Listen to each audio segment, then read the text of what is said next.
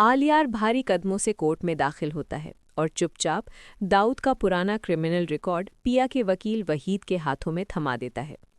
Waheed file खोलकर देखता है तो उसकी आंखों में चमक आ जाती है।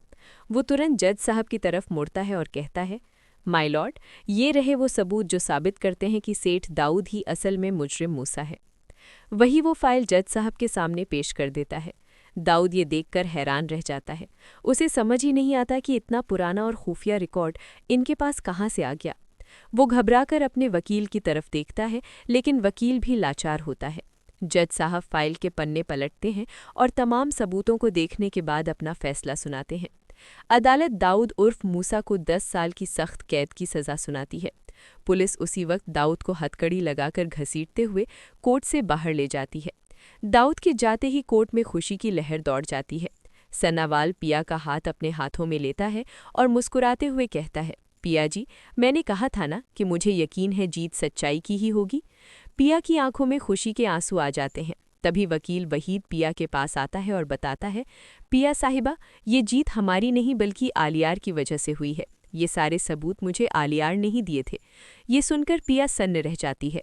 उसे अपनी गलती का एहसास होता है। वो कोर्ट से सीधा आलियार के घर की तरफ भागती है ताकि उसका शुक्रिया अदा कर सके। लेकिन जब वो आलियार के घर पहुंचती है तो देखती है कि घर पर ताला लगा हुआ है। पड़ोसियों से पता चलता है कि आलियार हमेशा के लिए शहर छोड़कर कहीं दूर चला गया है। पिया समझ जाती है कि आलियार ने अपनी मोहब्बत कुर्बानी दे दी है। वो मन ही मन उसका शुक्रिया अदा करती है। पिया वापस अपने घर पहुंचती है। घर पर ज़किया और असलम साहब उसका इंतज़ार कर रहे होते हैं। ज़किया दौड़कर पिया को गले लगा लेती है और उसकी बलाएं लेती है।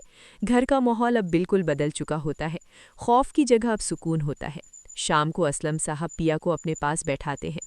वो प्यार से उसके सिर पर हाथ रखकर कहते हैं, बेटा, अब जिंदगी में आगे बढ़ने का वक्त आ गया है।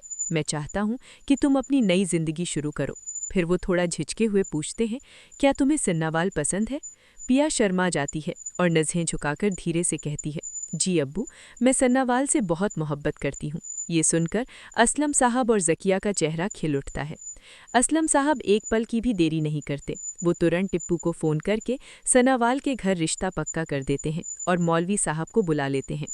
अगले ही दिन सन्नावाल बारात लेकर पिया के घर आता है। घर को दुल्हन की तरह सजाया जाता है।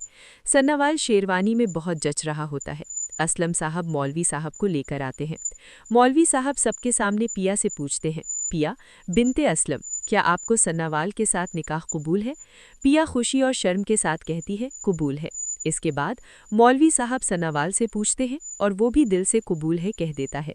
निकाह के बाद रुखसती का वक्त आता है। असलम साहब और ज़किया नम आंखों से अपनी बेटी को सन्नावाल के साथ रुखसत करते हैं।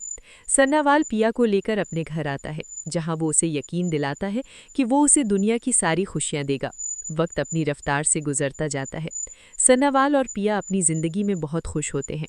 कुछ महीने बाद पिया सन्नावाल को खुशखबरी देती है कि वो माँ बनने वाली है। ये सुनकर सन्नावाल की खुशी का ठिकाना नहीं रहता। वो पिया का और भी ज़्यादा ख्याल रखने लगा है। ठीक 1 साल बाद अल्लाह उनकी झोली खुशियों से भर देता है और पिया के घर एक चांद सा बेटा पैदा होता है। असलम साहब अपने नाती को गोद में लेकर बहुत फ़ख्र महसूस करते हैं।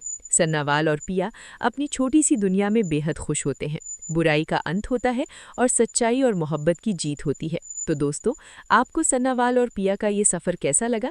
क्या आलियार को वापस आना चाहिए था?